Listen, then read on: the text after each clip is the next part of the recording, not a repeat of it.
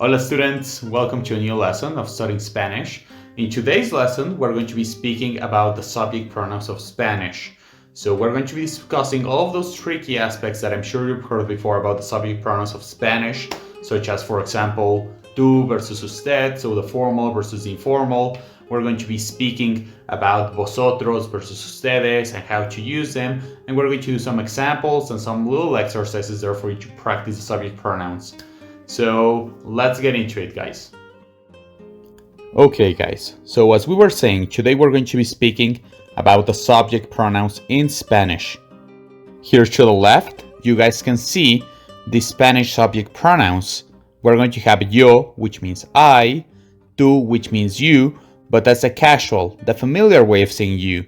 We're going to use it with family or friends, people you're familiar with, hence the name familiar. We're going to have él, which means he, ella, which means she. We're going to have usted, which means you, but that's a formal, the polite way of saying you. You're going to use it with strangers or people you need to be respectful with.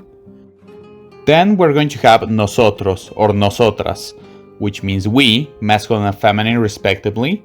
Then we would have vosotros or vosotras, which means you all or you guys. It's just important to notice that we're going to use vosotros as you guys only in certain Spanish-speaking countries. In our Spanish-speaking countries, we will use the one at the bottom, ustedes, which also means you guys or you all. More on that in just a moment. And lastly, we will have ellos or ellas, which means they, masculine or feminine, respectively. It's very important to notice that the verbs are going to change as well, depending on which subject pronoun we are using. But we'll leave that for later. For now, let's take a look at this next image here on screen, where we can see a map of Latin American Spanish-speaking countries. In purple, we have the countries where we will use ustedes for you guys, and in teal, in very light blue, we will have the countries where we will use vosotros for you guys. As we were mentioning, both vosotros and ustedes means you guys, you all, so you plural. It's only that in certain Spanish-speaking countries we use ustedes, and in others we use vosotros. You can take a look at that here to the right. In Latin America, vosotros for you guys is mainly used in Argentina, Uruguay, and some areas of Central America, while ustedes is used in the majority of countries in Latin America and in the country with the most Spanish speakers in the world, Mexico. Now let's take a look at this next image with the case of Europe. Here we have European Spanish-speaking countries, Spain and Andorra. So, the same thing is going to happen in Europe.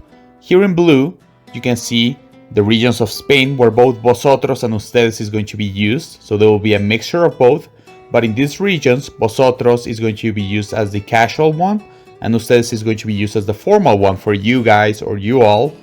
And in the south of Spain, in green, you can see the regions where only ustedes is used. Same thing in the regions in red, such as Islas Canarias. So it is very important to remember that both vosotros and ustedes means you guys or you all. It's only that we use them differently depending on which region or which Spanish-speaking country you're in. What this means in practice is that if you were in Mexico City in a restaurant with a friend where we use ustedes, a waiter would say, "Ustedes ya ordenaron?" Have you guys ordered already? And if you were in Buenos Aires in Argentina in a restaurant with a friend, a waiter would say, "Vosotros ya ordenasteis?" Have you guys ordered already? Both phrases mean have you guys ordered already? It's just that in different Spanish-speaking countries, we use different subject pronouns. It is just a small regional variation, and very normal considering that Spanish is the second most spoken language in the world by native speakers. Now let's take a look at the next case, tú versus usted, so the informal versus the formal. So both tú and usted mean you. However, tú is the informal and usted is a formal way of saying you.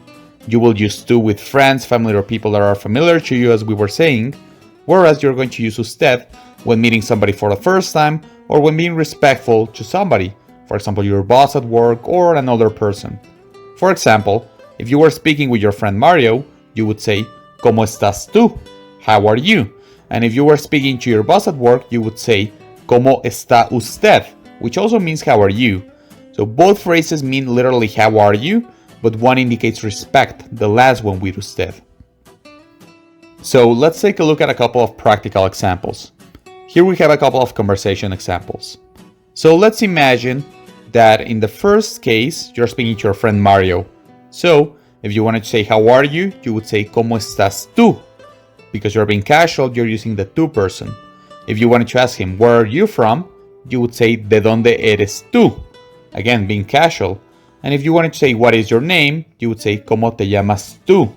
You're using tú as well because you're being casual. If you wanted to say and you, it would be the same thing. You would say y tú, and you, and you're using the tú person being casual or informal.